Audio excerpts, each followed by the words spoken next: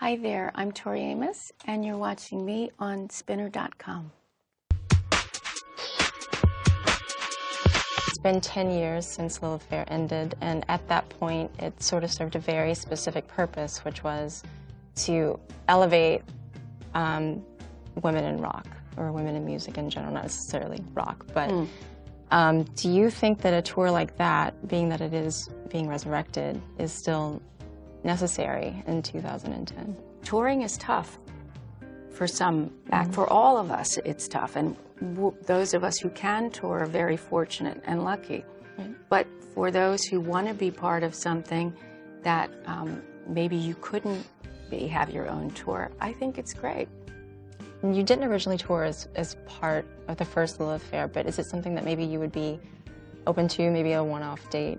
I think that there's so many young artists that really want to do that, and because I'm able to tour on my own, I think that they should have the chance to do that. And I usually do my own thing, and you make sure that others have that opportunity to do that. And you grew up playing in your father's church. A lot of those shows were Christmas performances. Can you describe that experience for me as a minister's daughter who did sort of take issue with the church itself? If that was the place that was letting me do it because of my dad, and they did have a shortage of people who wanted to teach the kids, so I thought, okay. So it's kind of religious music, but it doesn't have to be filled with shame. We would pick the material that would make the kids feel good. And I had a really storm and choir. They were jamming. There were a lot of them. They were great. Just thinking of the holiday sentiments that many people feel, you know, some feel warmth and love, and for others the holidays can be a pretty lonely time. What sentiment do you feel most of all around the holidays? Well, there's a song on the record called Our New Year that is about nostalgia and looking back possibly to people who aren't here anymore with us. And songs sometimes take us back to that place of memory. I remember my brother was always such an amazing kidder. He was just funny.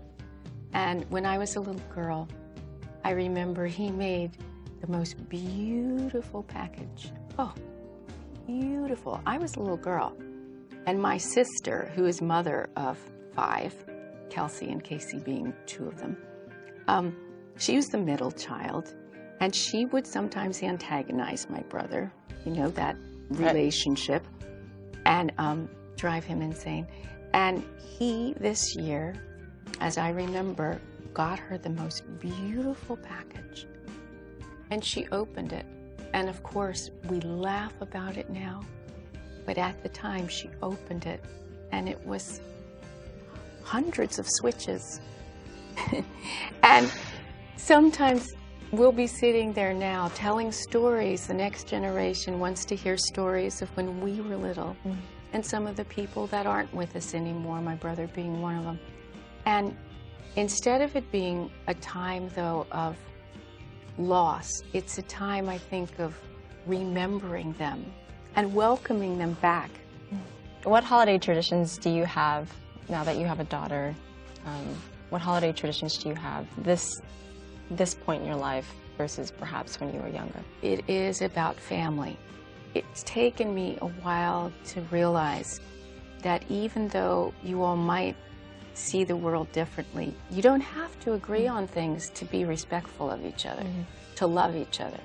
You don't have to say, okay, we all agree and want to live the same way. It's okay that we don't, and we can share a table together, and it doesn't have to be one of those, oh no, family Christmas, yikes.